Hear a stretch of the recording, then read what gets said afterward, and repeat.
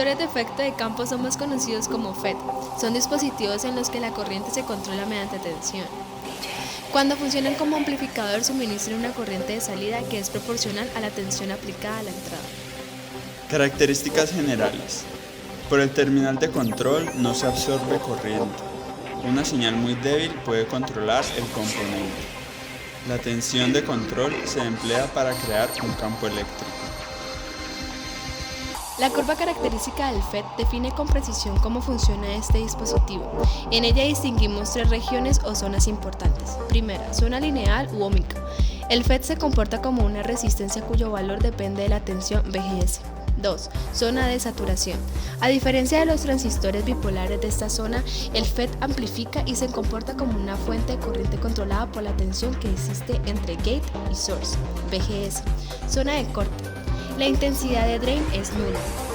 Como en los transistores bipolares existen 3 configuraciones típicas: source común, drain común y gate común. La más utilizada es la de source común, que es la equivalente a la de emisor común en los transistores bipolares BJT. Al variar la tensión entre drain y source, varía la intensidad de drain, permaneciendo constante la tensión entre gate y source.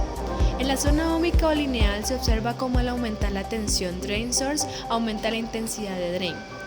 En la zona de saturación, el aumento de la tensión entre drain y source produce una saturación de la corriente de drain que hace que ésta sea constante.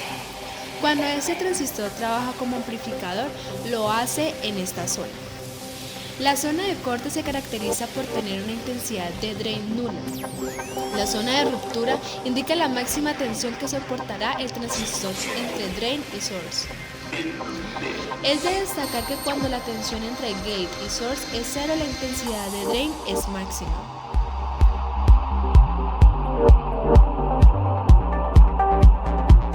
Hojas de características de los FET. En las hojas de características de los fabricantes o datasheet de FETs encontrará los siguientes parámetros. VGS y VGD son las tensiones inversas máximas soportables por la unión PN.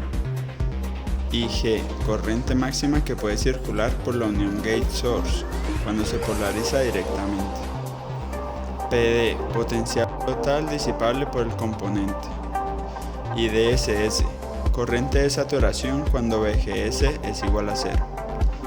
Y GSS, corriente que circula por el circuito de gate cuando la unión gate-source se encuentra polarizado en sentido inverso. Polarización simple o fija. Se utiliza una fuente de tensión externa para generar una VGS menor a 0. Autopolarización. La configuración de autopolarización, la caída de tensión en la resistencia RS debida a ID, permite generar una VGS menor a 0. La polarización del JF se puede realizar por división de voltaje. Su construcción básica es exactamente la misma, pero el análisis en DC es muy diferente, puesto que la corriente de la gate es 0, mientras que para el BJT la corriente de la base afecta los niveles de DC de la corriente y del voltaje tanto para el circuito de entrada como el de salida. Pues la corriente de la base proporciona la relación entre el circuito de entrada y el de salida, mientras que el VGS hará lo mismo para el JFET. La transconductancia es la relación entre el VGS y la corriente de drain. A mayor transconductancia, mayor será el control del voltaje gate source sobre la corriente de drain. Típicamente la transconductancia se mide en micromho o microsiemens. Puntos característicos de la curva de transconductancia. Cuando VGS vale 0, ID es igual a IDSS. Cuando VGS vale 0.3 BP, ID es igual a IDS medios. Cuando VGS es igual a 0.5 BP, ID es igual a IDS cuartos. Cuando VGS es igual a BP, ID es igual a 0. El intersecto entre la recta de carga y la curva de transconductancia es el punto donde el transistor trabaja de manera óptima. Punto Q. Las aplicaciones de los transistores FET son las siguientes. Como amplificador de aislamiento, su principal ventaja es que tiene una impedancia de entrada alta y una impedancia de salida baja.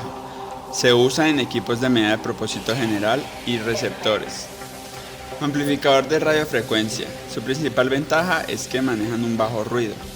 Se usa en sintonizadores FM, equipos de comunicación. Como mezclador de radiofrecuencia, su principal ventaja es que tienen una distorsión baja.